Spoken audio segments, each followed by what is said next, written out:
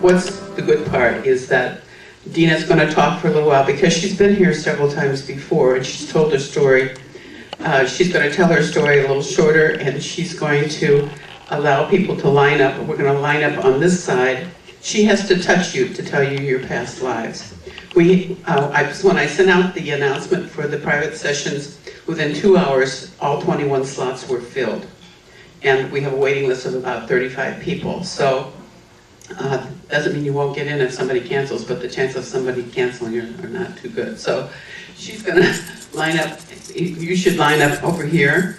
She will just shake hands with you and tell you one of your lifetimes, in past lifetimes, if you want. Be aware that it is on camera. If you don't want to be on camera, don't line up. None of the people that are on the 3 days that I'm doing it, please. Oh, and if you're having a private session with her, please do not line up because you will have a whole hour with her. And we want to make sure we get everybody who isn't having a session with her. Got that? Okay, wonderful. I want to say one other quick thing. We have her past meetings when she spoke to our group. We have those available and they are wonderful too. But we also have a CD, an audio recording of a session she did with Seattle Ions in 1997. And I can't tell you how wonderful that is. It's one of the funniest presentations I've ever heard, and she's just adorable on it. I gave one to Marcia last week for helping with something, and she just raved over it. She just couldn't believe how wonderful it is. So I made more copies, and we've got plenty out there, and please pick one up and stick it in your car, and you can listen when you go around. Anyway, give a warm welcome to Deana Chase Moore.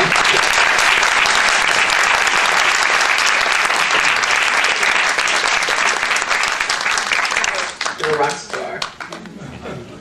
You know, when she says things like that about me, this is a person I don't know. I'm not funny. I just work here. I say that often, and I mean it, because the person, when I hear people talk about me, I go, I don't remember that happening. I don't know that person. I just work here. I just try and listen and tell you what they tell me. So, oh, I don't need those. Hi. Hi. Thank you for coming out today. It's good to see you. What little of you I can see right now. That's okay. That's okay. I don't need to see your faces because I can't anyway, even with my glasses on. But I see there's a bunch of people out here, and the light out there is splendiferous. You guys do good stuff. Thank you for showing up. You help make me do my job, and I'm grateful. We're here for past lives. No, we're here for NDE stuff. Ah, I remember. Well, I'm old, and I forget stuff. So, NDE. I had two. The first one was in 1967, and they didn't have all those wonderful books like they have out in the bookstore. How many of you in the audience have had a NDE? Pretty good. How many of you had what my friend Kim calls woo-woo experiences that are, see, you guys know. My first NDE, well, I probably should say, at that time, I had 3 little kids, and I was very sick with peritonitis. I don't know if you guys know what that is. And at the time, I didn't know what it was. I found out it's kind of like a gangrene of the insides. Anyway, my doctor gave me some medication which was supposed to localize it. That means drag all that rot together. And then he was going to do surgery and remove it. And he did that. I went in for surgery. The surgery was beautiful. And then when I'm in the recovery room, I died. Apparently a bleeder had worked loose and blood was filling up underneath my diaphragm so that when I took a deep breath, it wouldn't allow me to breathe deep enough. So I'm gasping and thinking, oh my God, don't tell me I'm dying. And then all of a sudden I just went out of my body and ended up in the corner of the ceiling. And it was disconcerting to see all these people really busy down there working on somebody. I didn't feel any attachment to that person wrapped up in sheets. And so I got bored and I left. I do that. And the older I get, the more I do that. Not that I'm bored, but that if I don't feel like I can contribute to the situation, I'm better off somewhere else where I can. So anyway, I left, and when you've heard of people talk about the tunnel, I ended up there, but I didn't know it was a tunnel. It was just kind of gray, and I couldn't see any sides. But there were lots of people, lots of even animals, cats and dogs and stuff like that, all headed towards this little tiny pinpoint of light way down there. And they're all moving at different paces. Some are barely hobbling, some are walking pretty fast, they all look bewildered, like they don't know where they're going. But not the animals. The animals know exactly where they're going. They're headed to the light. That tells you something, doesn't it? So I'm walking along at a normal pace, but it's like being at the airport and you're on one of those sidewalks that moves.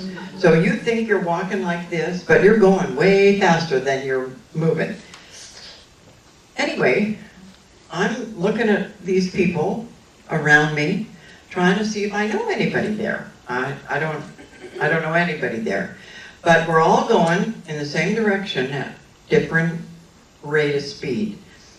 So eventually we get to the end, and it's really light, and it's like Dorothy stepping out into Oz, and it goes from a gray area into this really brilliant, way too brilliant light, and everything there is in technicolor and startling in its brilliance. All the colors are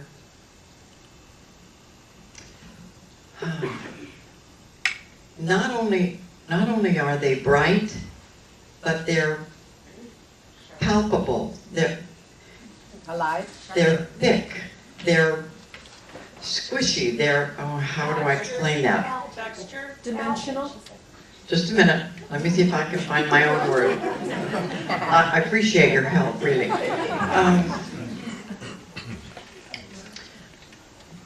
I'm a real movie buff, in case none of you know, but that's the simile of Oz, Dorothy. Anyway, if you've seen the movie with Robin Williams in it called What Dreams May Come, Yes. that's like that. It was not flat. There is a depth to it. There's a, and everything there has its own tone. So the trees emit a tone, the grass emits a tone, all the flowers. And it was so startling to me and so bright. I'm just walking around with my mouth open, just looking at everything. Every tone blends together to make a beautiful, almost like an om. Does that make sense to anybody? Yep. And it feels good, and it smells good, and it makes you feel like home. So it's like an om in home. Oh wow, that's something else. Anyway, I'm looking around and having a great time, and I see rabbits and cats and a deer and all kinds of creatures that you wouldn't be able to get close to if you were here on Earth. And birds, and they're all emitting their own sound, but it all seems to fit together into a beautiful whole place. And I seem to fit there, and that's pretty unusual right there. So I look up a little further and I see about as far away from me as that back wall back there, there's a river. And I think, that's pretty interesting. I'm going to go over there and see what's going on. And I think, I don't see any way over on the other side of that. Oh, there's a bridge. Okay, I'm heading over there.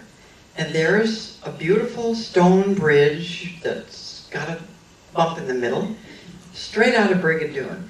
And it's wonderful. And I head that way. And when I get there, I didn't necessarily notice them on my way, but when I get there, I see these very tall, very thin beings that you can almost see through. And so I think, okay, I scoot to the side like I'm going to go over, and they move to the side. And so I scoot this way. They move that way. I'm going, if you guys just stand still, I can get around you. And they didn't say a word to me. They just kind of imperceptibly I knew I wasn't going to get across that bridge. I found out later why. Because if I'd gone across the bridge, I couldn't come back.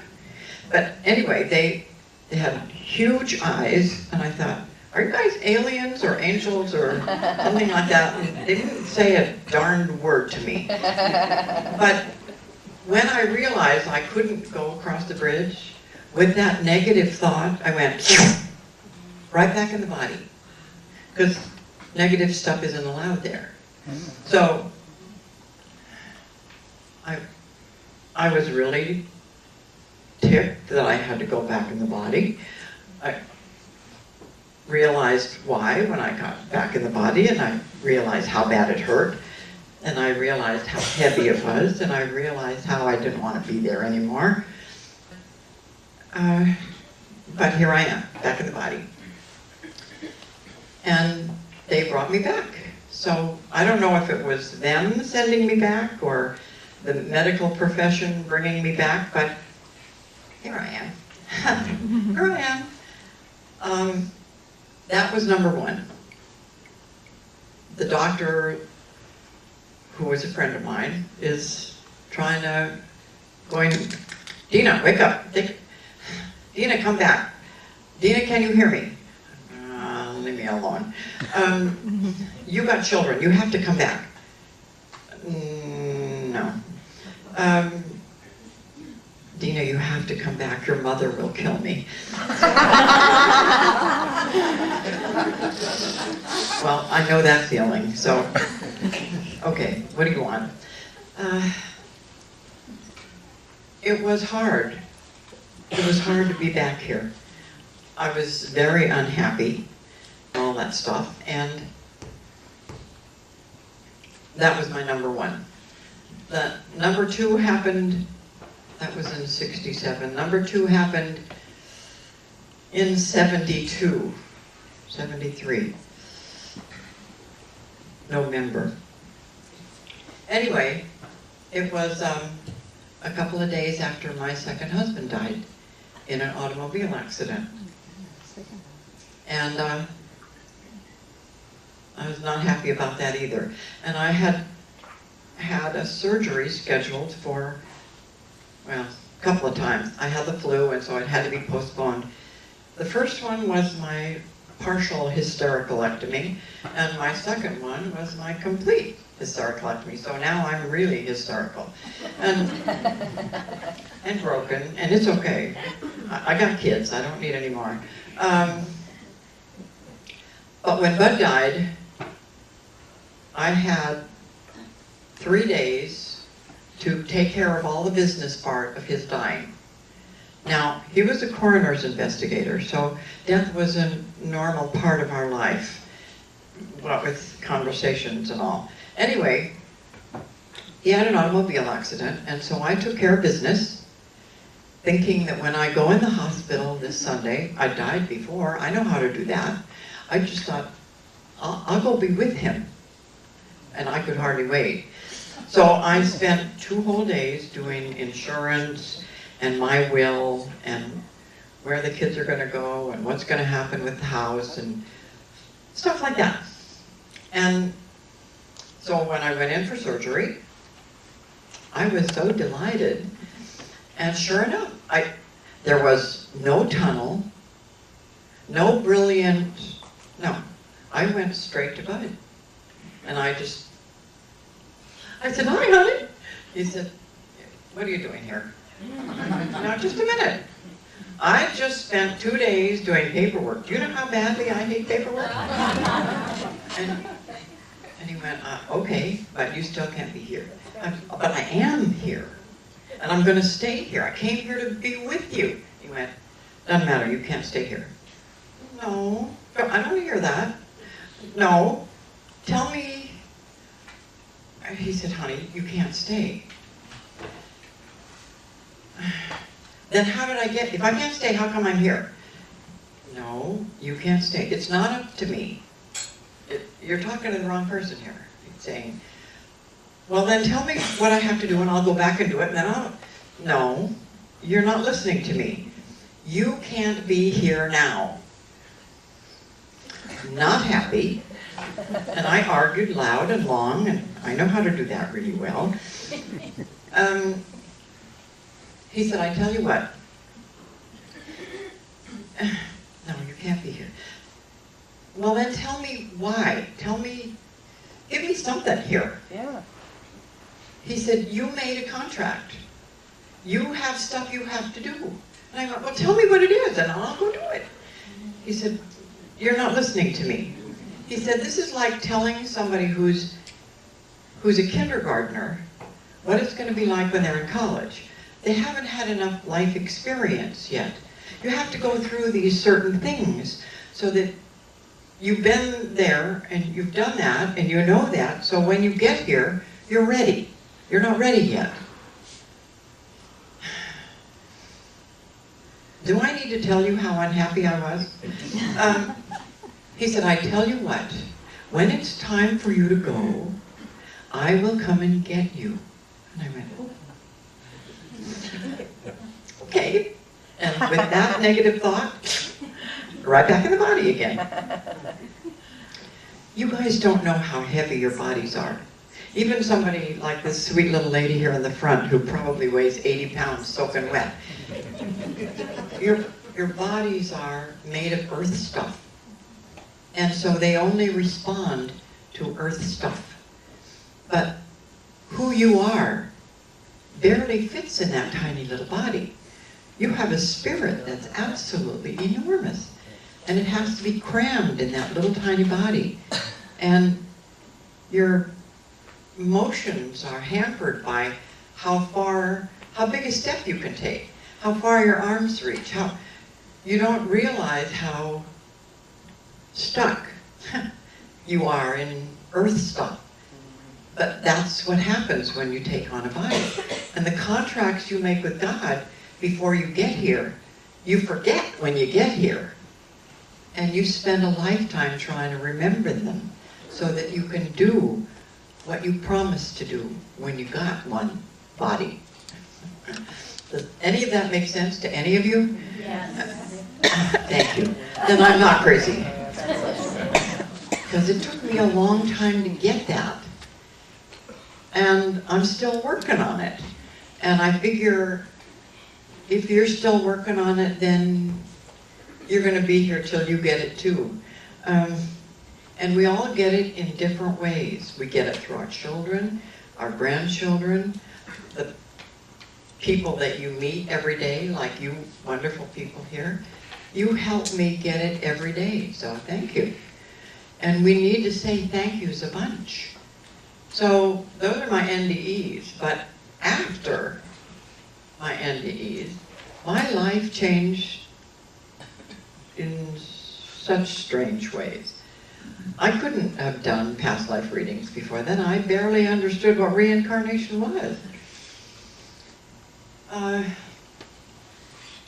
had glimpses of it when my son, at the age of like 4, shimmied up this mast on this whaling vessel, and I had to jump and could only grab his ankle. He was so fast. And I pulled him down and shaking him and saying, "Don't scare me like that." He said, "Mother, I do this every day." "No, you don't do this every day." But he remembered being a sailor. And I just shook my head and couldn't imagine. But little people remember.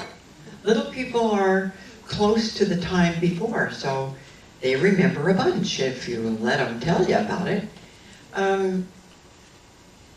When else did I think about reincarnation? When I worked at the hospital, I was there as a technician, and they put me in the nursery with babies. And I had 3 little kids, and that's the test for a mother to see these babies so misshapen and so hydrocephalic with heads that are bigger than their bodies. And if you can do that, if you can last through that, well, I did it for a year and that was all I could stand. But I'd go home and hug my children and say, "I'm so glad you're normal, I'm so glad you're whole, I'm so glad you're healthy." And my son's going, Mom, what are you doing?" It finally dawned on me, reincarnation. It finally dawned on me that it's not up to God, it's up to you. You choose the body you get. You choose your parents.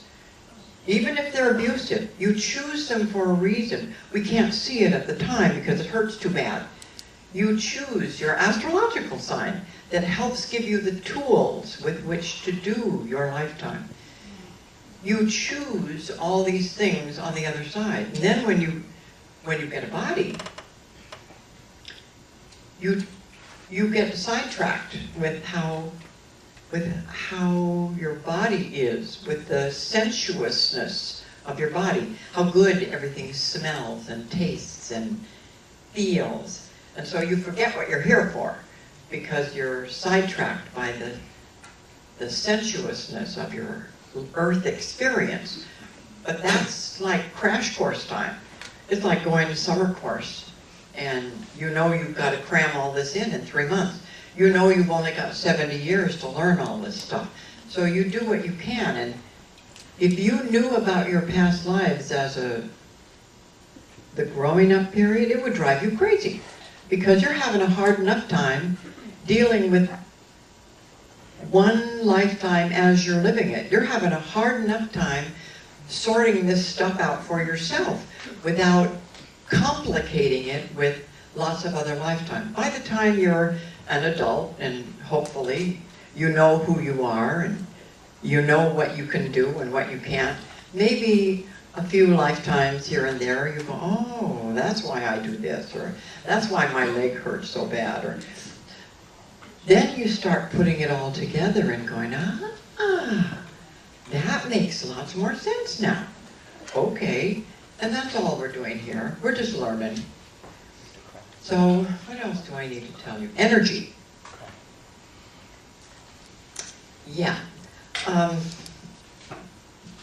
we are 70-some% fluid, okay? Blood and sweat and tears and all that stuff. The fluid in our body, when we hear a truth, it resonates, it vibrates, it gives us chills, it gives us a funny feeling on the back of our neck. Pay attention to that feeling. It's your inner self, it's your spirit reminding you what you're doing here. So when you hear somebody and you go, ooh, ooh, know that's truth for you. Pay attention. And if you don't get confirmation chills, and that's why we call them that, it's your body saying, yes, that's right, yes. So pay attention. Your body never lies. It doesn't know how to do that. If you're aching somewhere, if you're hurting somewhere, it's your body going, pay attention. This needs attention. This needs attention. That's why it hurts. Something's not aligned somehow, whether it's a spinal alignment, whether it's you walk funny so you've thrown your knee out or your hip. Pay attention. Your body is a wonderful barometer for what's going on in your life. You see somebody walking like this, you know they got female issues, responsibility.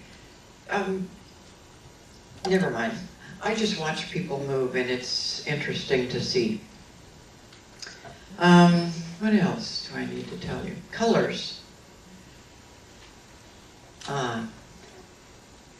Pay attention to what feels good to you. Pay attention to the colors that you're drawn to that make you go, ooh, ooh, doesn't that look good? There are no accidents in the universe. There are only things we don't understand yet. Okay? That's a huge truth. What else? What else? Oh, I have a wonderful friend who wrote a book called I Wear My Medicine. Rocks are wonderful things.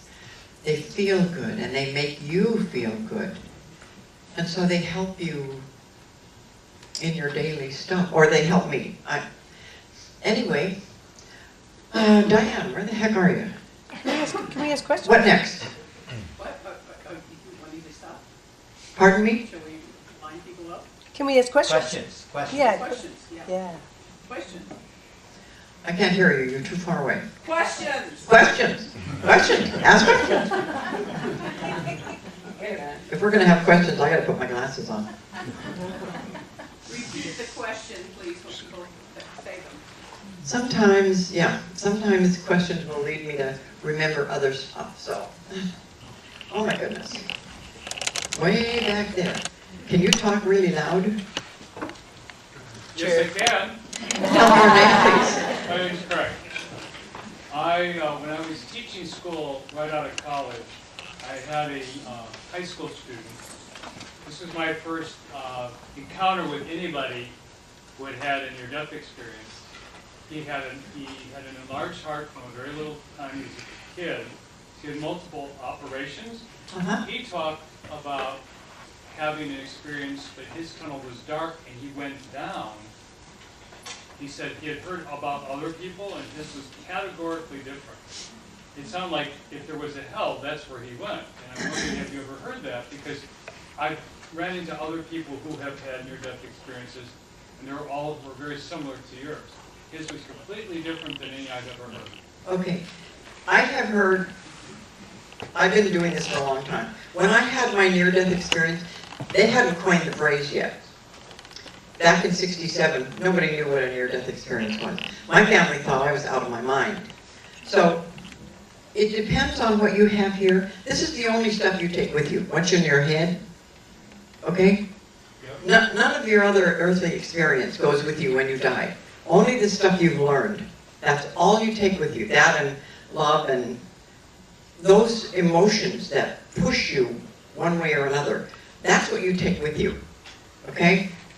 Unfortunately, hate comes along with that. Envy, those things you take with you, your emotions. But none of the money that you gather this lifetime goes with you. Sorry. Bud used to tell me, and he was a coroner's investigator, but he was a funeral director before that. And he used to say to people, if you really want to take this with you, sign your money over to me and I'll put a check in the casket. He was being funny. Okay. He said, so you can take it with you, but checks are no good on the other side. Neither are credit cards. To answer your question, the stuff that's in here, what you learned, is how you set up your heaven on the other side. Okay? If you have been raised Catholic, or you have been raised Baptist, and you believe in hell, you don't know where to go on the other side because you don't expect anything beautiful. You expect to be a damned sinner.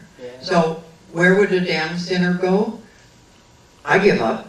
But I have seen people who had NDEs, who had been drug related, and theirs is always, it's hard. But you have choices in this life. You want to try and be somebody who's a recovering alcoholic on the other side and you can't get a drink? Or a person who smokes and you can't get a smoke? Come on, what kind of hell is that? But it's already in you. So you have to make your choices here and now. If you want something pleasant on the other side, you've got to make your life pleasant here. There's no escape. You don't change who you are when you die. If you're a pain in the butt here, you're going to be a pain in the butt on the other side. You got problems with, well, it doesn't matter. You take them with you. They don't go away just because you die, just because you don't have a body anymore. When I was growing up, my religious background, I was looking for a religion all my life. I couldn't find one that didn't have huge holes in it. I was not supposed to ask questions, and I always ask questions. Yes, I do, and I've gotten in hot water all my life because I ask questions. You know what? I still ask questions more than ever. And I always challenge authority. Every authority. Who told you that? How come you know that? Where did you think you learned that? And why? It doesn't sound right to me. You want confirmation chills? I don't have any when you said what you said. My mother was raised Pentecostal. God, that scares me to death. But I went with her a couple of times. Very scary. And so when I got older, she said, I want you to come to church with me this Easter. I said, Mom, I don't know. She said, please. So she begged me, and finally I relented. I went, okay, I'll go with you one time. And if I'm not comfortable there, I'm not going back. And I don't want to hear one more word about it. Okay, just try it. So I went, I got the kids dressed. We went. Beautiful new church, gorgeous shape. We got a hexagon here. That's a magic shape. Okay, I go in. It's beautiful. It's new. Everything's lovely.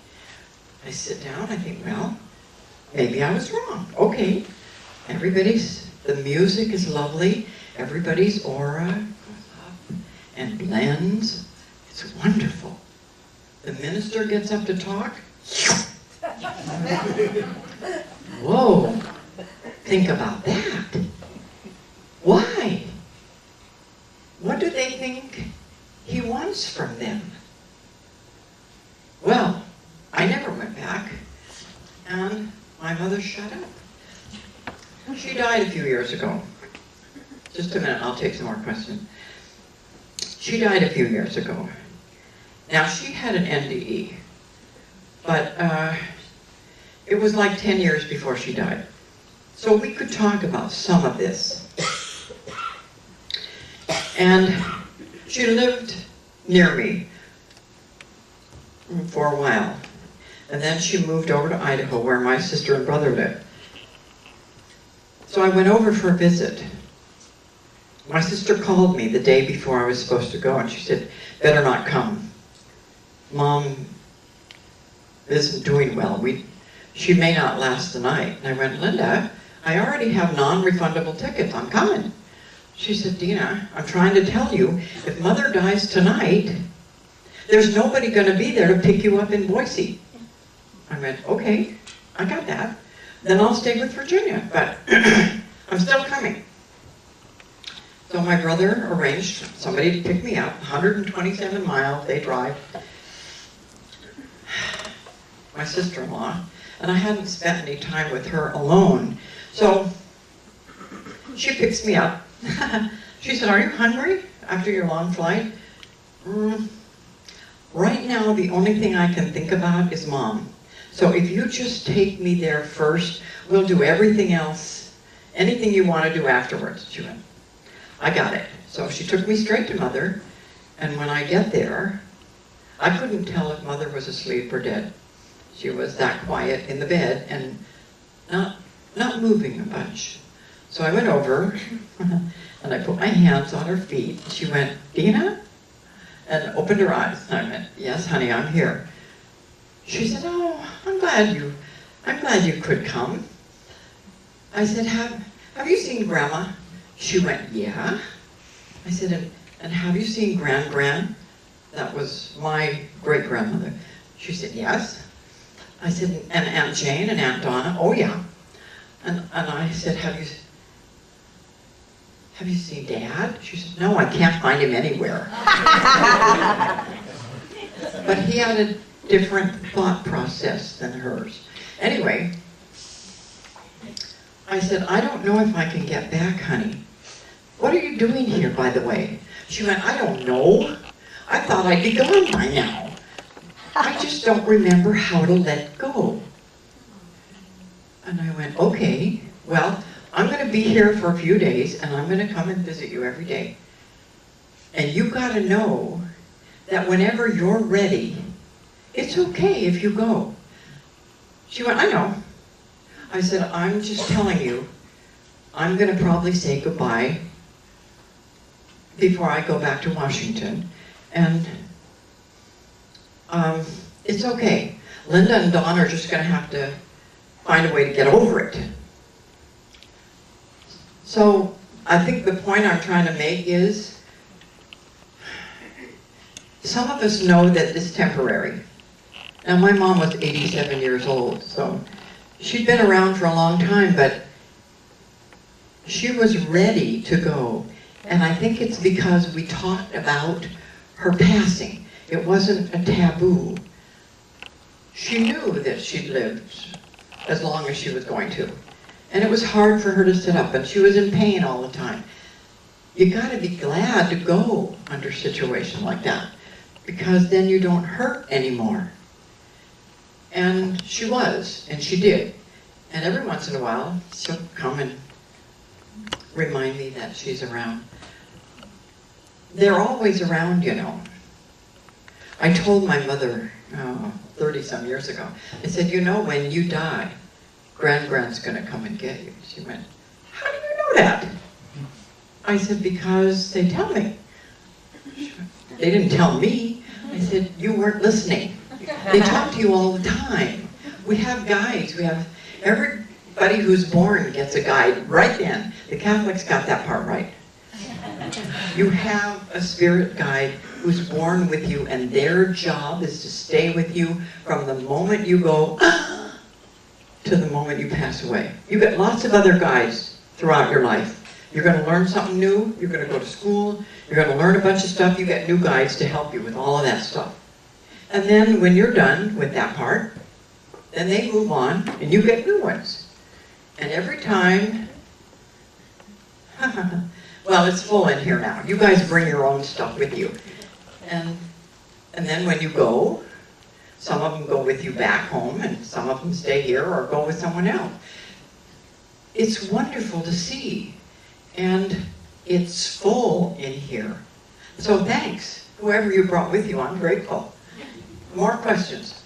Deana, just quickly, in answer to your question about the going down, we had a speaker in June 2004. His name was Jack Bonsick, and that's exactly how he described his experience. It wasn't a negative experience per se, but he went down when he went in. I thought her explanation was very good, but to add to it, in case you want to pursue that. And there's another guy, somebody Storm, Howard Storm or something like that. No, that's not right. Storm. And he was an atheist. And when he was in France, he had a heart attack, ended up in the hospital anyway, and had an NVE there. But he said when he went to the other side, it was dark, and there were people there picking at him and poking him and imp-like things. And he said, I was terrified, but I didn't have any religious experience at all. I didn't know one prayer. He said the only thing I could think of was the Pledge of Allegiance. because at the end, it mentions God. So he said, I said that. And they didn't hurt him as much afterwards. And he said, so I said it again. And then they abated again. And he said, so finally I realized it was the word God. And so I said, God, God, God, God, God. And they left. So what I'm trying to tell you is, it's what you have in here, your belief system that says where you go on the other side. So if you're raised Catholic and you know nothing else, you go to where the Catholics say you go. If you're raised Buddhist, if you're raised Hindu or Baptist or whatever, it's your belief system that dictates where you end up on the other side. And sometimes it takes a long time to get away from that and into another place on the other side. This is crash course time. This earth stuff, this is hard stuff. And why we choose to keep coming back is completely beyond me. I don't want to do this anymore. And when you hear people talk about, oh, I wish I were a teenager again. Oh, I don't want to do that again. Just a minute. I got people over here who have questions. Yes, ma'am. Yeah, I wanted to know, you said when you hear something true, it like gives you a shiver. You know, is there variations of that? Like, you know, is there a Haven't negative you ever gotten variation? confirmation chills? Yeah, I have. I know when it's really positive like that, but then there's all these gradients, like it'll make you cry or it'll make you, you know, kind of... The more intense they are, probably the deeper you need to hear it. Okay. Okay? Does that make sense? Yeah, I still can't tell whether it's true or not, but so I need Haven't you ever listened to somebody and you think, I don't believe that for one instant? Oh, absolutely. You can tell a lie, but sometimes you can't tell the truth. The real truth. Okay, I got truths that are truth for me, but not necessarily truth for you. That's a personal truth. And then there are cosmic truths. That no matter where you go in the world, this is true. Gravity is a truth. You cannot say it isn't. But there are exceptions. If you're in a... Never mind. Well, that takes too long and who cares? Confirmation chills are... Some people haven't developed them. Some people don't listen to them. Some people think, oh, I'm just cold. No. You may be cold, but the confirmation chills kind of quiver, and they make you go, And it's always kind of expansive too, isn't it? yeah. Okay. Yes. You know, you talked about colors, and I know there's a lot being said about what colors represent what. But in your experience, what colors, what have you learned about colors and what colors? The question was about colors. When I was younger, I didn't care. I just wore whatever my mother put out for me. You know, when I was really little. The older I got, the more I realized sometimes my mood is affected by the colors that I wear. Sometimes when I know I'm going to have... Today I chose blue because Well, this is blue lace agate, my necklace, and it helps me. I wanted to make sure that I said to you the right words. I wanted to make sure that what came through my throat chakra was what you needed to hear, or what some of you needed to hear anyway. So that's why I chose this color today. I often wear, if I know I'm going to have a really hard day, I will wear my hematite beads because they're heavy duty stuff, and it will help me with my stamina. My colors are, it's interesting to watch people. You see people wear black all the time. They want to disappear. They want to be invisible. Or they want to appear thinner than they are. There we go, there we go. There are as many ways of looking at things as there are people. I don't know why people wear the colors they, but pay attention sometime. How do you feel? Feel with your left hand. You want to know something? Grab it with your left hand. This is the, if you're divided like this is the female side of you. The left side of you is the intuitor, the nurturer, the inspiration. Your creativity happens on this side of you. This side is the male side of you, the fixer, the I'm going to go get that, the I can make this happen side of you. And pay attention to where your chronic ailments are. Which side of you? We're always trying to keep it in balance. Anything out of balance makes it hard for you to move forward. Because if you're having to take care of one side or the other, you're not paying attention to where you're going. You're paying attention to what you need to take care of. Colors. See how easily I get sidetracked? Pick what chooses good for you. I mean, choose what feels right to you. You're the only one who lives in your body. I can't choose that for you. You have to find out what feels good for you. And you've got wonderful choices these days. Can you imagine living in a society where everything was black or brown? Yeah. Don't want to do that. Did that answer any of your questions? Thank you. Yes, ma'am. Could you just talk a couple minutes about reincarnation in general and how that, from your perspective, how that works? Okay. Reincarnation, that was the question. Generalization. We've all been everything. Every one of you. We've been every color. We've been every religion. We've been male and female and in between. Lots of guys don't want to hear that. Oh well. Oh well. Sorry about that. We have been everything because it's important that we know what it feels like to be everything. We've been really, really bad, miserable people. And we've been saintly people. We've done it all. Stop killing each other. Be nice to each other. It doesn't cost a damn dime. We want to know what it feels like to feel good about being who you are. You make choices every day, 1,000 teeny little choices. Am I going to do this? Am I going to do that?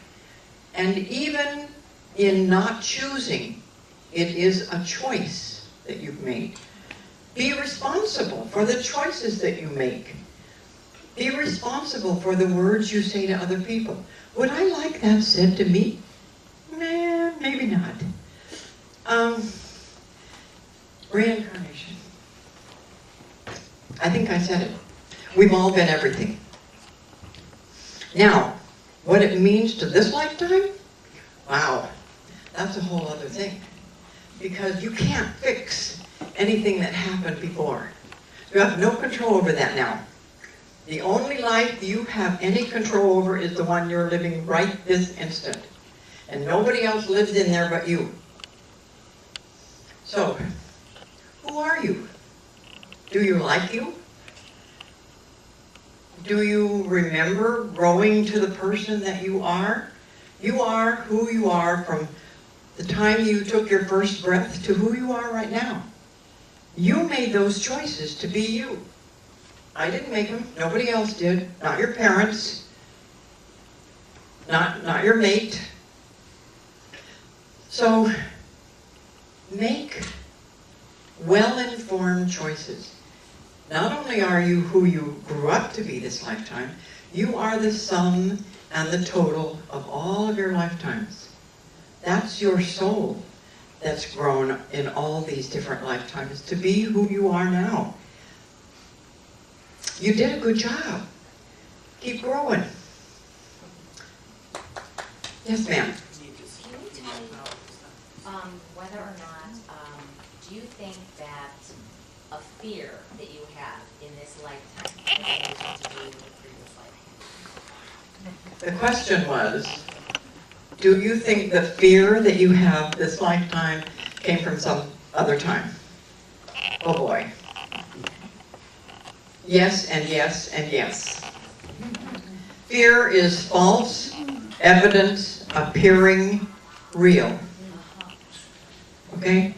If you have a fear of drowning or fire or whatever, yes, it could have come from another lifetime. Very often it comes from another lifetime. And what you have to realize is that was then, this is now. Just because it happened doesn't mean it's going to happen again. Wait just a minute. Did you say something to me? I think we're going to have people line up, they need to do it now.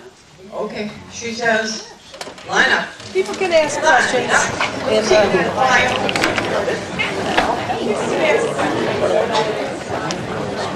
I gotta get there and talk to that guy and talk about We're going to go pretty quickly here.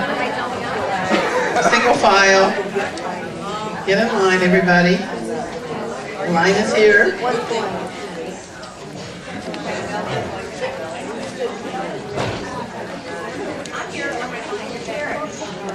The other line is back there. If we do this efficiently, we'll get to everybody. Diane. What? Agree to this. You did. Okay, so listen up, people. We're going to go just quickly let her. You want to shake hands? Shake hands, or do you want to touch? Whatever. Okay. Okay. When after your time, please exit quickly because we are taping still. Thank you. Let go.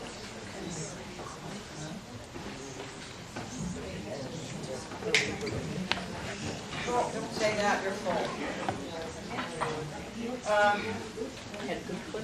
Right now I see farmer. But you were kind of impatient. Season after season after season. Oh yeah, there's like, sorry. Okay, sorry. Well, get out of here. She can't pause for questions or you'll be here all night.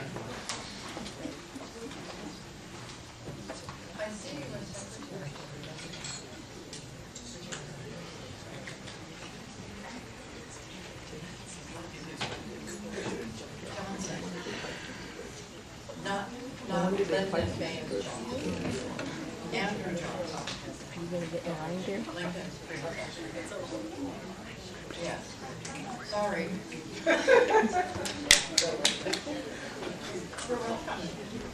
Hi. Oh, thank you. The pleasure's mine, Judy.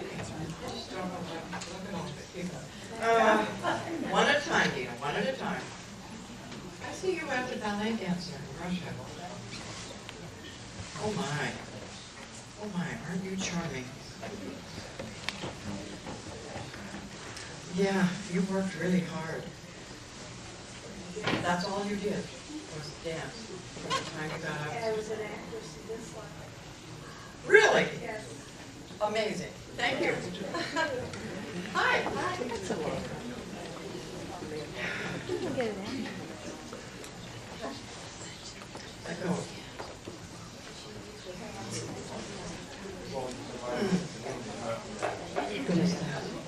You're a scientist, Germany. I see you in a laboratory with all kinds of mice and rats, and you were overwhelmed. You were overwhelmed with that. I'm sorry, that one's. That was awful.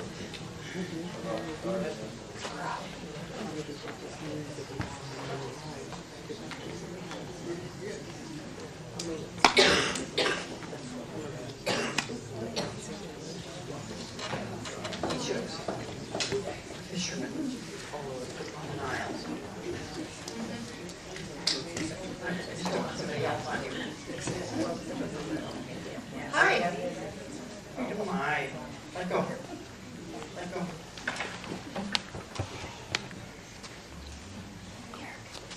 What are you doing here? I see you pitching hay.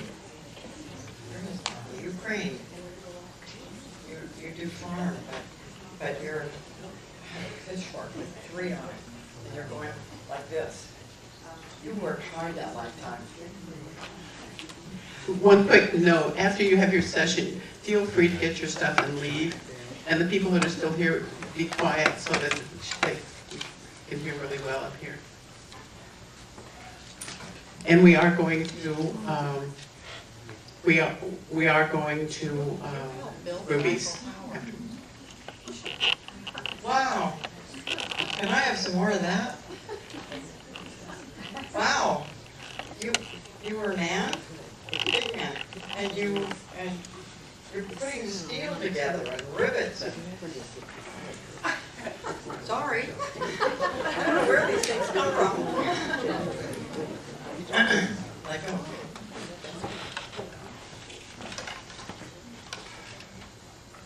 You're a sailor. Where is that? Phoenicia. Oh my God, that was a long time ago. Why that one? Why now? Did you ask me about fear? You drowned that lifetime. But honey, you don't have to do it anymore.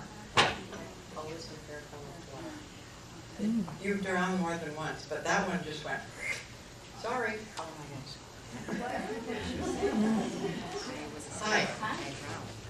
Hi. You put together the first Olympics. I don't know where that came from. Sorry. They just shoved things at me. You set the organization of the Olympics. Oh my. I'm Greece, yeah. That was the first one.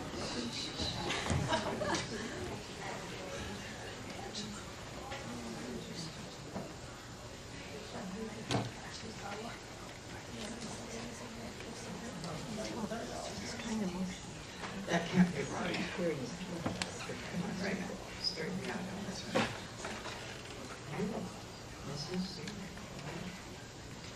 Oh, honey, what a job. Sorry, everyone. I'm sorry, you had a huge job.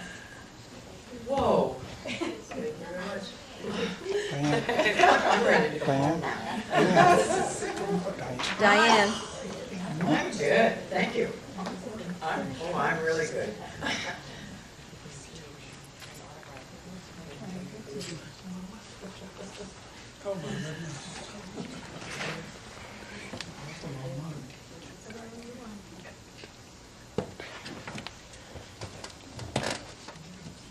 Sometimes it takes me a minute to see things and to know where the things are. I see you in say that word, Deana. Neuschwanstein. Do you know where that castle is? It's Germany and it's gorgeous and you live there and you are so sad. I'm so sorry because it's so gorgeous. It's what Disneyland's castle is patterned after. God, it's wonderful. Ah. No, I don't want to sit down. I just.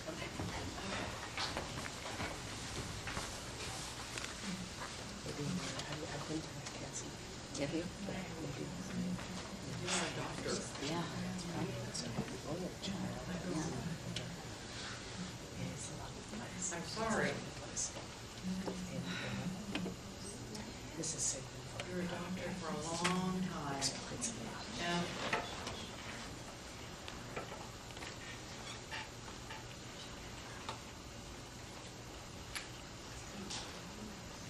were so tired. I'm still tired. Well, I mean, it seemed like there was no end to the patient day. Okay? It looked like that. And you were, I'm afraid you drank because you were overwhelmed. I don't drink at all. Ah, see, you learned a lesson. Hi, cutie.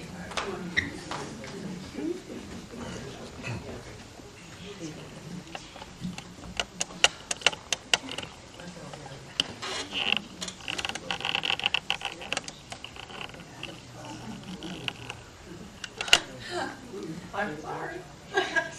All of these are so interesting.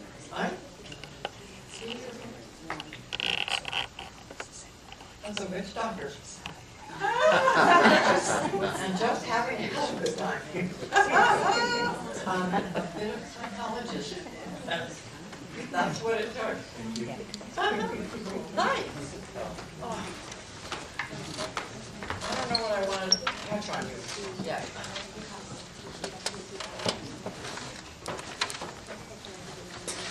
I see you in this house piece.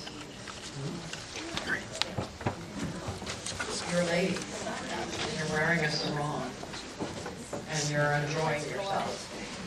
You're a pretty lady. You should say, I'm not going to live this way forever and really going to enjoy myself while I can. How are you sensuous this lifetime?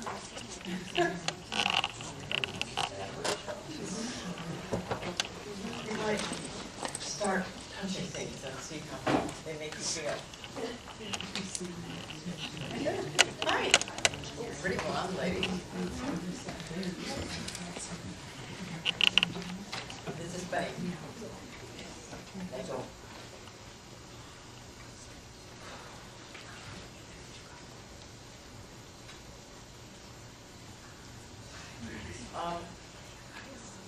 You're a gunslinger. Early West. Not very nice, but really young, macho. You think you're invincible. No. When she's so beautiful. Pardon me? Really?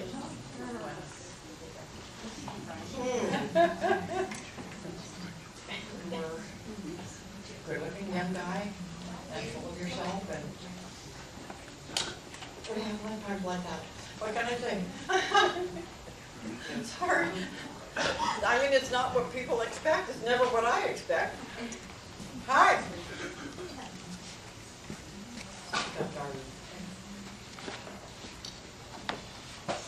You need to stand up for yourself. You take up space. That's okay.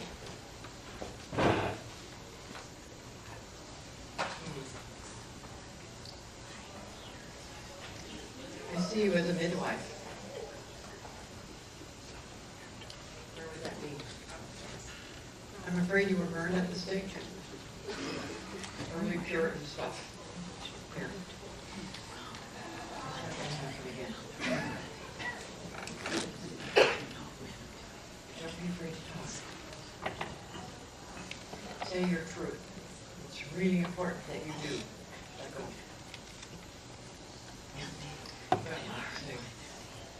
You haven't even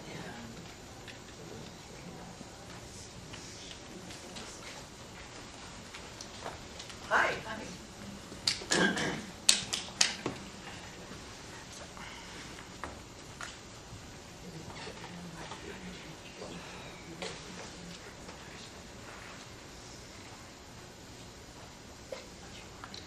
What is this? I don't know where these come from. Japanese. You teach sumo wrestling. I'm sorry. I don't know where they come from. I don't have a clue. You guys asked for this, by the way. Okay? Thank you. Thank you. Yeah, thank you.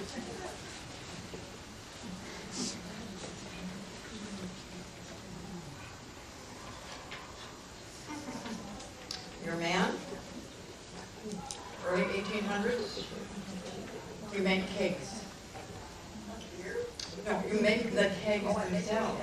So some of them hold beer, some of them hold nails, some of them hold. Sorry. Come on. I'm gonna put this road lights again for you. Oh, okay. I really don't need that thing. Well, but it's hard.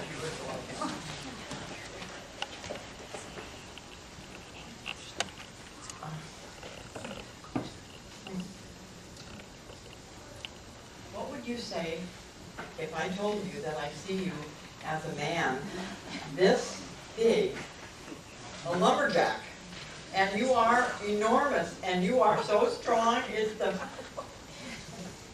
wow.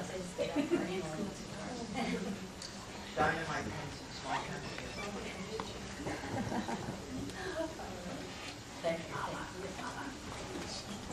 Hi. Go.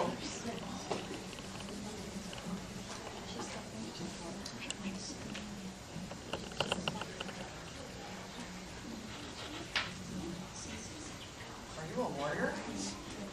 I imagine so. Oh, yeah, you are. Oh, there's like 6 of them right here, all one. Indian and, That was, and, soldier and sailor and, yeah. Get over. thank you. Sorry. Hi there.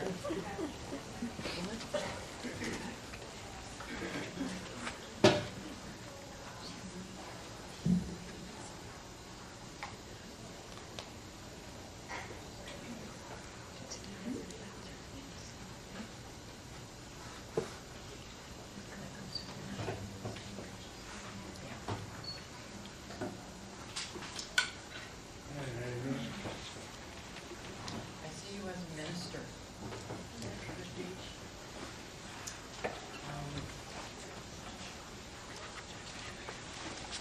Sure. Sorry.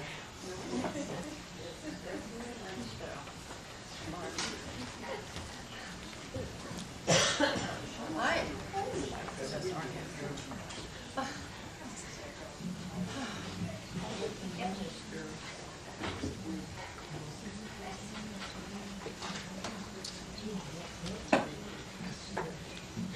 I see you as a cowboy.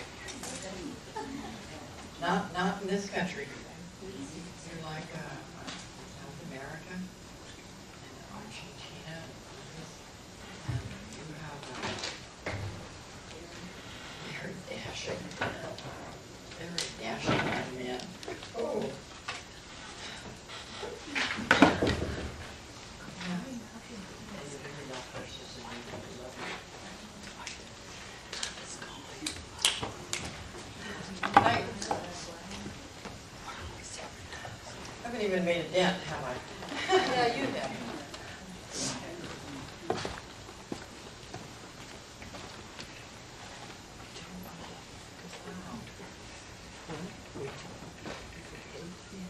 I see you on the Brooklyn Bridge. I think you're building it. I think you're helping to build it. Way up high and stringing that cable stuff and riveting and, yeah. Yeah, and you're taking great pride in your work.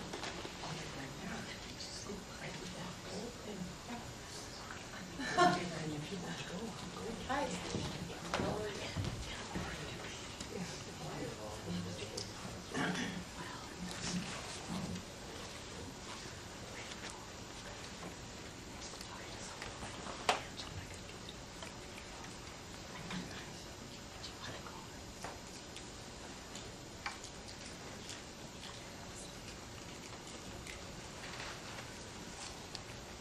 Have you seen the movie Nathan? Remember how Brady Farmers was? And they couldn't agree on anything? You were there, honey.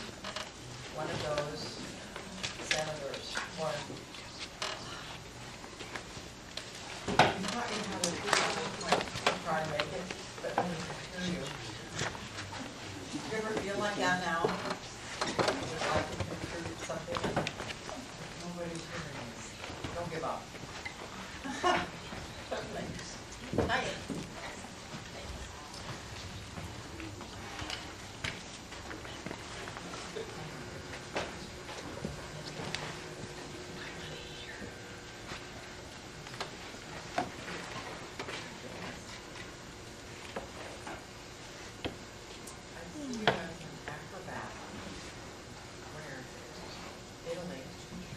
traveling player. They belong to a troupe of people and they tumble and sing and play instruments and entertain people.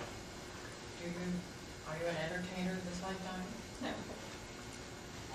It's amazing, it's just so, like a Leo, you know?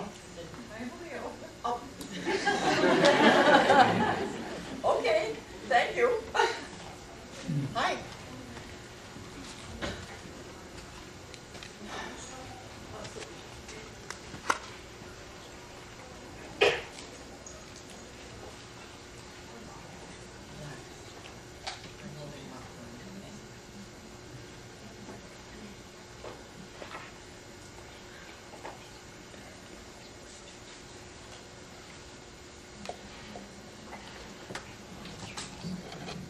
Gotta give me more than that.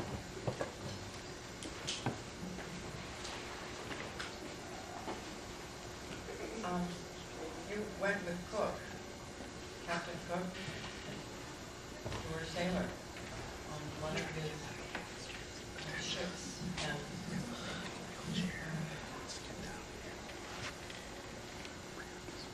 not a nice guy. You weren't bad. You were just, you thought this was the way it was supposed to be. I'm sorry. Thank you. No. Are you okay? I need to wash my hands because they're starting to run together. Want to take a minute and go wash your hands? Can I do that? I'll be right back. Oh, honey. The thing that comes to mind right quick, you're an alpine climber. Oh, yeah. And really strong hands to help you use the rope and climb. Yeah.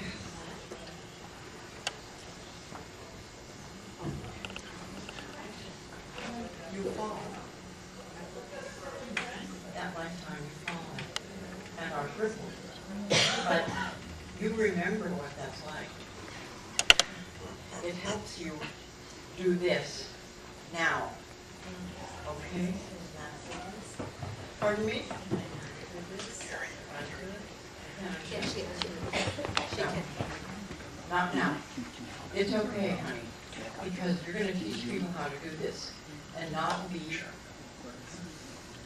resentful of having to be sedentary. You need to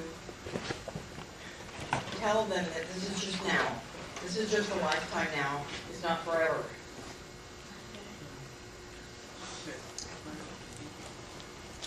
Hi. I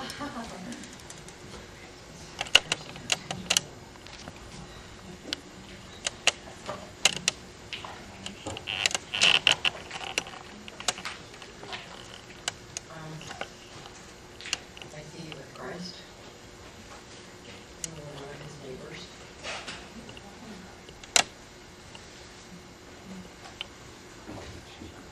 Take care of this.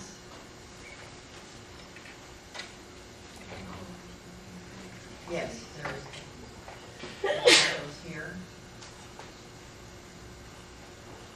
and here. We're going to do good chiropractic.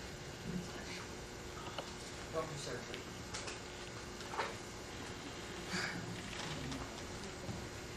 Hi. Oh, aren't you lovely? I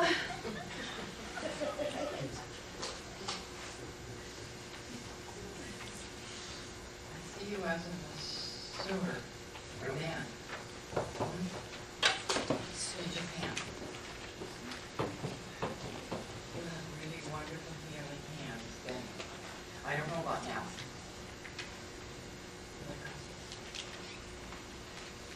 You need to relax more.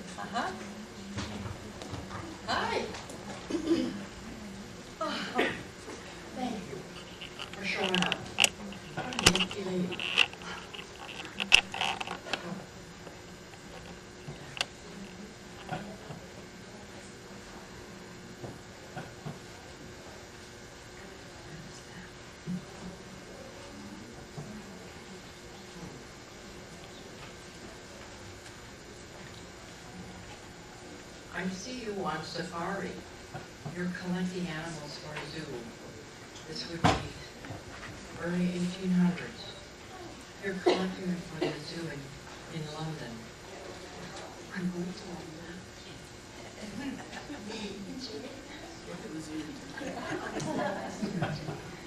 And while you're at the zoo, they have a list of people who've done that. See what resonates, what name resonates with you. Of course.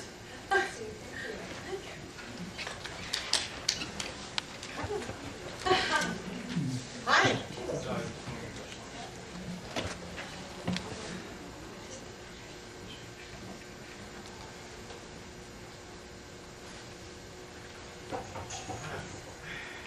Do you sing? No. I see you as a choir director. And you're so organized. Okay, alto's over here. There, faces.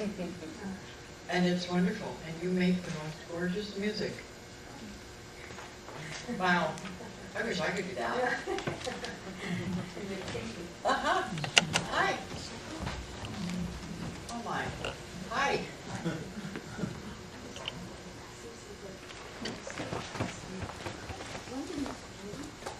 Well, that would happen right quick. Where is that?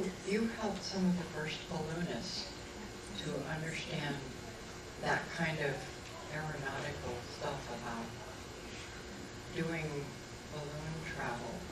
Do you know what I mean? Not really. Those beautiful big balloons with the basket. Yeah. You helped develop that technology. Wow. I don't know where this stuff comes from. Well, like I said, I just work here. Certainly. Hi. How are you? All the better for seeing all you wonderful people. Oh, what is this?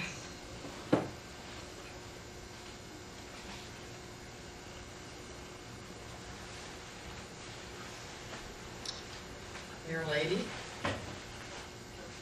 Well, you're a woman. And I wouldn't call you a lady. I really like the fellas. And you don't care who knows it. And you're very reasonable.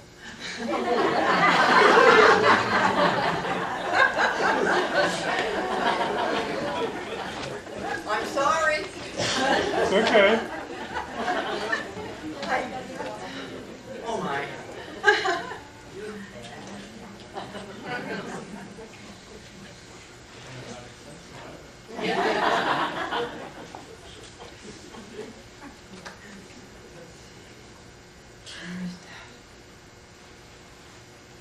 I see you in Africa. You're a black man, and you are a great hunter.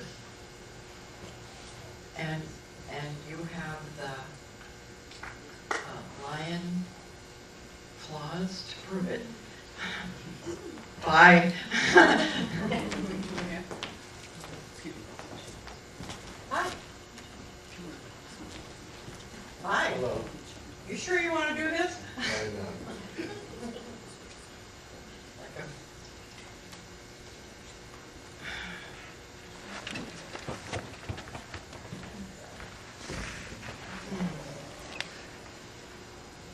I see you as a woman. Actually, pretty good sized woman.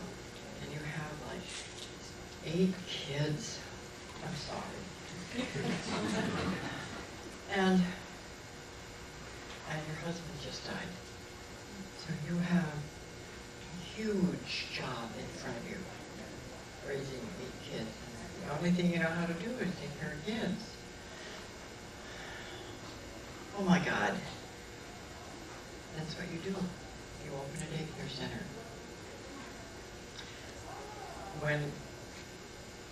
When life gives you lemons, what do? You make lemonade. For kids.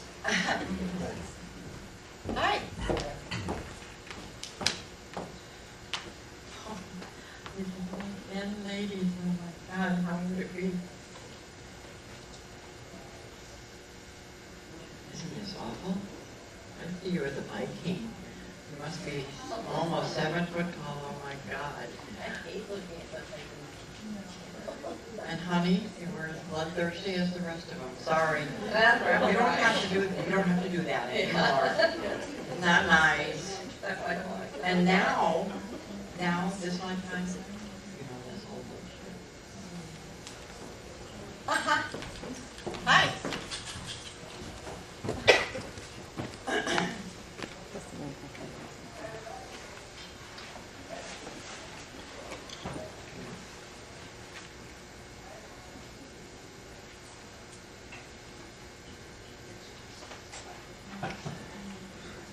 You train horses or the circus, and you talk to them, and they talk back to you. And some of them are willing to do this stuff, and some of them are not quite willing to do this stuff. And it's up to you to convince them that they get fed every day, and they're gonna like it, and they don't have to do anything really, really hard. But that's the job. Come on. You're ready. We're good.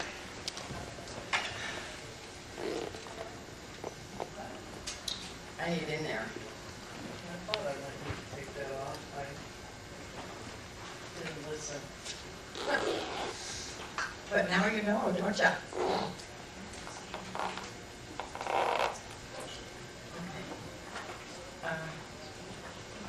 This one's broken. What did she do to get that one broken? Oh, she's not a he. I mean, she's not a she, she's a he. Okay, how did he get that one broken? You helped build the Golden Gate Bridge.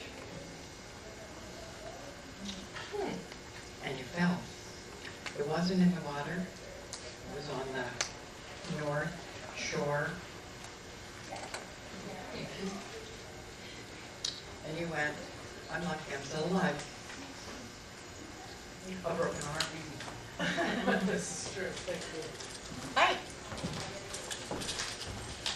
Come on, everybody.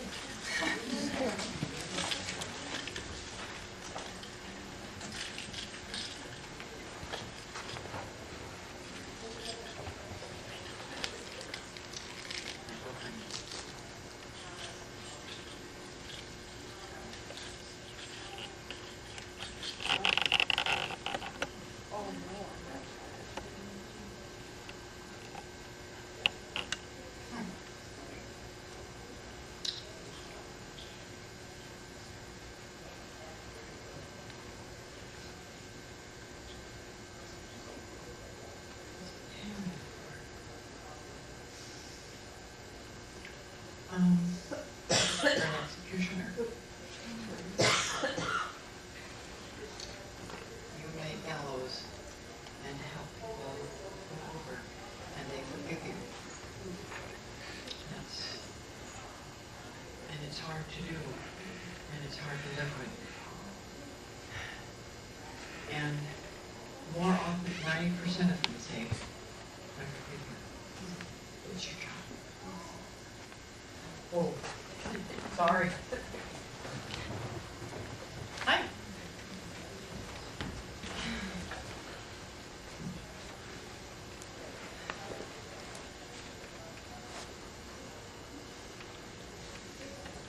You're a guy.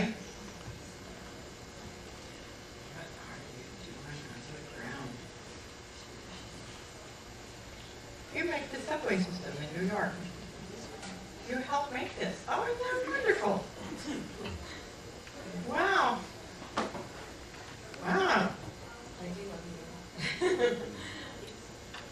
Yeah, that's amazing. You said sometimes I feel like a ghost. Thank you. Hi.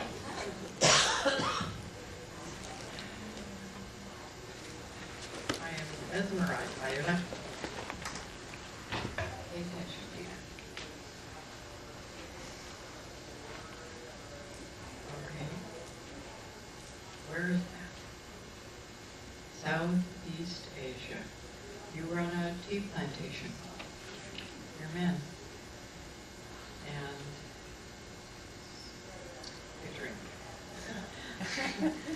Sorry, they, we don't know what else to do with our time. Hi. Hi. Aren't you pretty?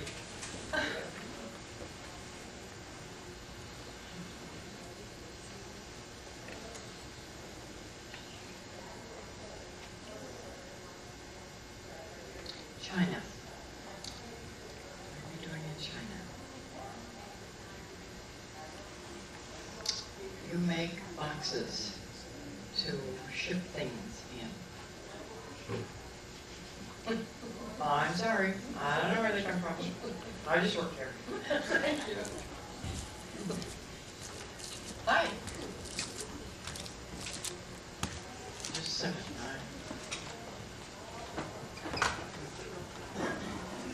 I get full.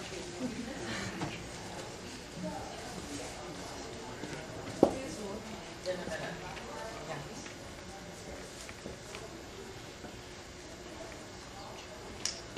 Okay, let's try this again.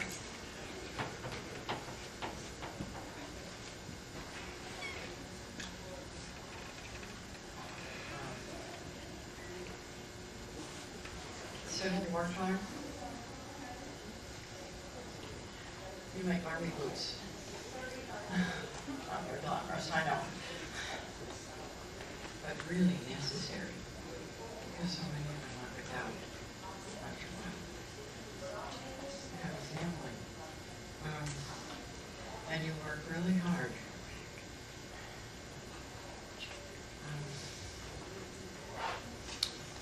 No. Hi. Hi. Get over here. All right. Let go.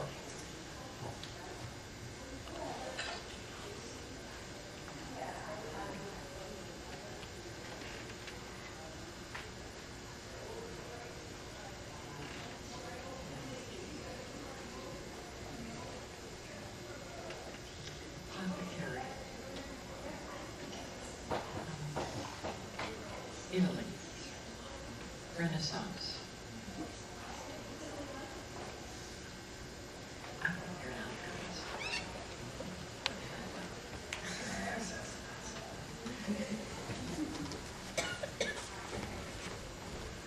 Oh my. Hi. You okay?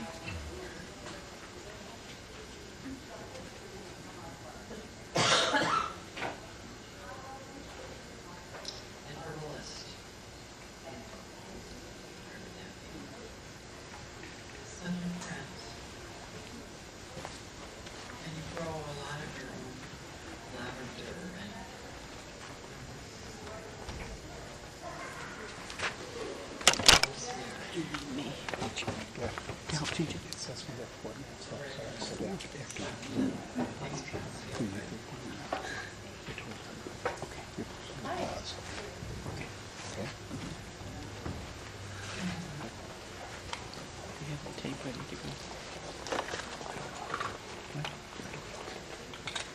I don't know.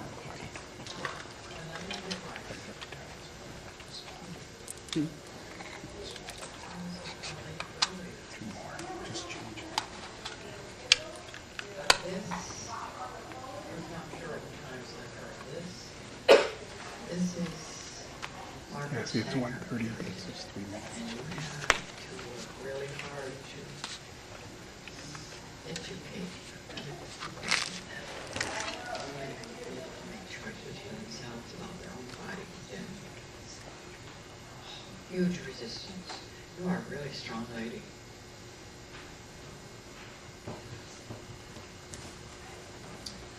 Hi. I think it's done. It's done. Well, no, maybe not. It's no, it's, There's two. okay. It's done. Now you want to know where to go. You were a follower of Buddha when he was alive. I'll go ahead and change it. Okay, wait. And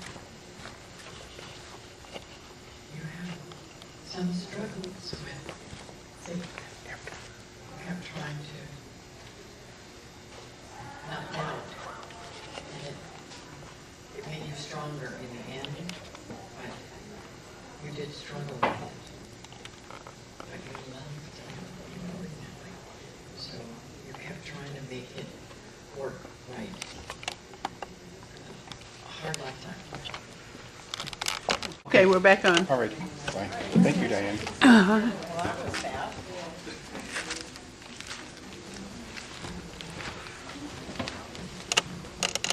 I'm still working on it, Mom.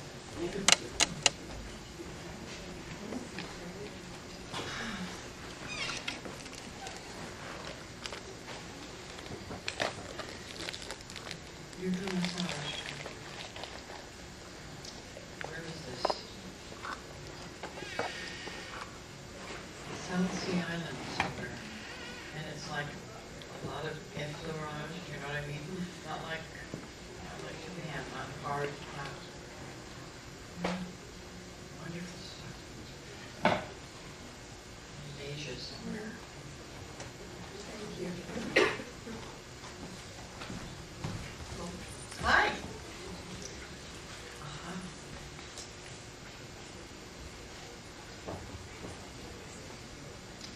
You get enough calcium? Okay. Your wrists made me question it. So, you may want to have your bone density checked. Anyway.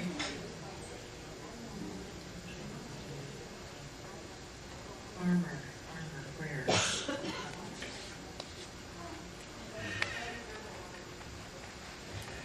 South Africa. Not long after it was settled by Europeans.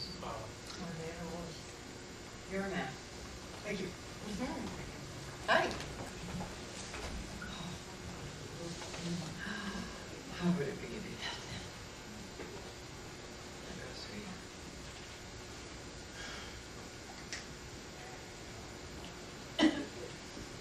You're a vintner. You make wine. Southern Italy.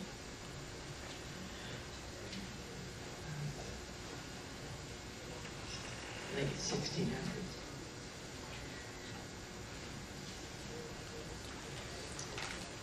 Hi.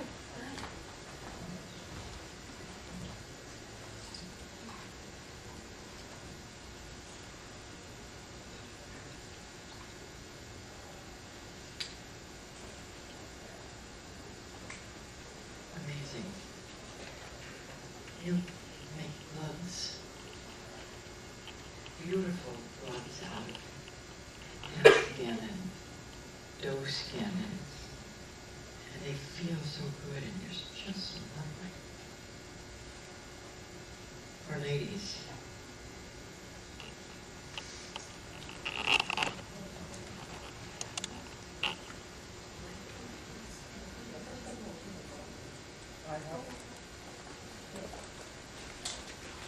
Relax. Breathe. Breathe. Don't forget to breathe.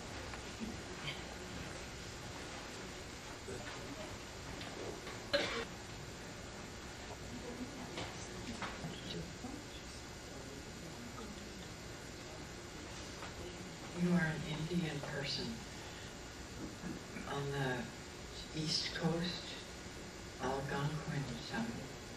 Where would that be?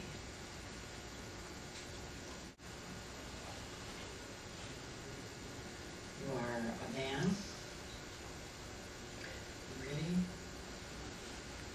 strong and brave and scared to death, and you're afraid to tell anybody because you're supposed to be so brave. You struggle with it all your lifetime to not let people know who you really are. Don't do that anymore. Tell people who you are. Well,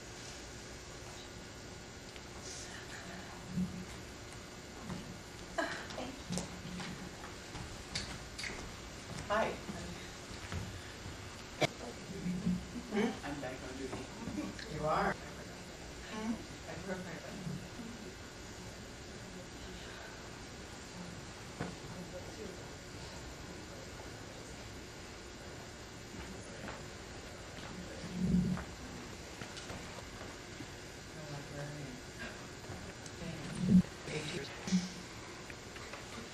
you don't like kids. You think they're loud and unruly and you want them to behave themselves and you're not allowed to say anything. Excuse me, I'm so sorry. What's so funny? It's funny when you say. Kids are fine, they don't have any. You didn't have any then either, and you just didn't understand why they didn't have better manners in a library, which was supposed to be a temple.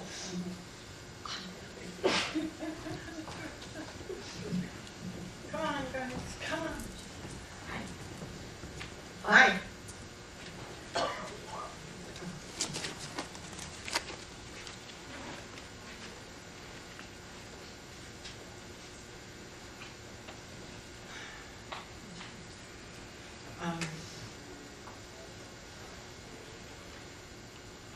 For the First World War.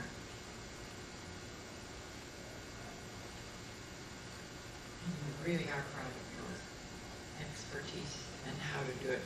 And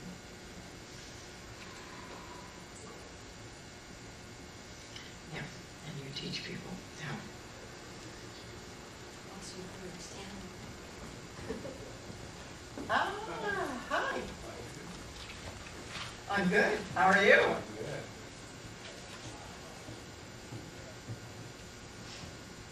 I see you as a conductor.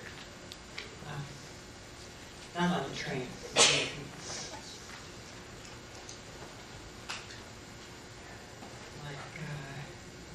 this would be just after the Civil War, Atlanta, and you helped lead the opera company and the theater there, large theater there. Yeah, music is your passion. Uh-huh. Hi. I don't want to hurt you. Let go. Let go.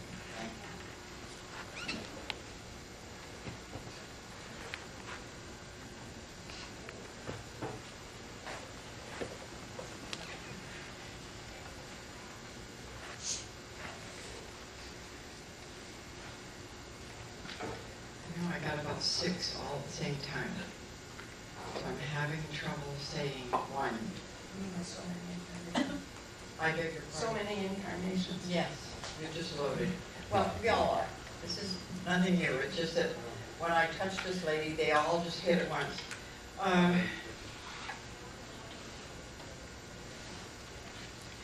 Okay, I think what they're trying to tell me is that you spent numerous lifetimes as a sailor. Oh, no. Listen, we've all done it. We all have to have a certain amount of lifetimes in military service of one kind or another, okay? You're, in several of them, your family had been in the Navy, and you were expected to do it. You don't have to do anything nobody told you anymore. Really. And even though it's family stuff, you're allowed to say what you want, when you want it, and get it. Okay, thank you. Uh-huh. Hi, come on. I was a sailor. I can't believe that. She got it right for us. My dad was in the merchant marine.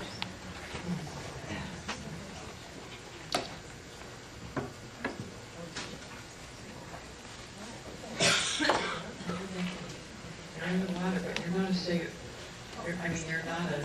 You're not in the Navy. You're a merchant marine. Oh, okay. That was hard to come up with.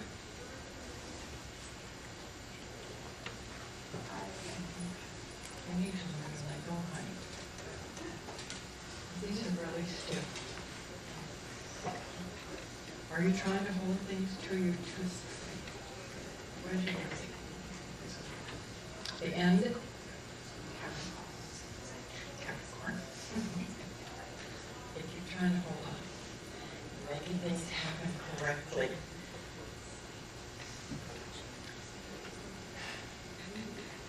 There's something else here.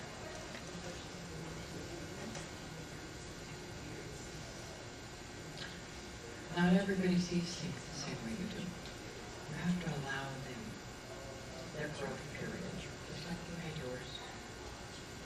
Okay? Hi.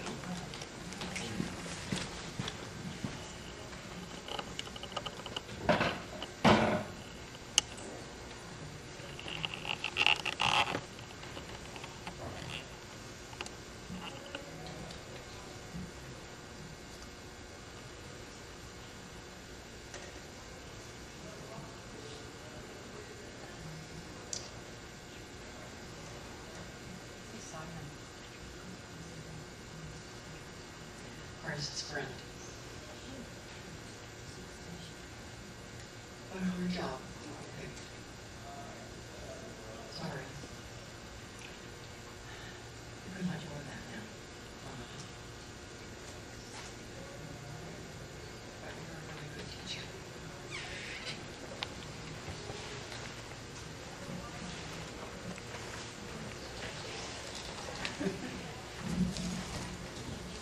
I'll be right back.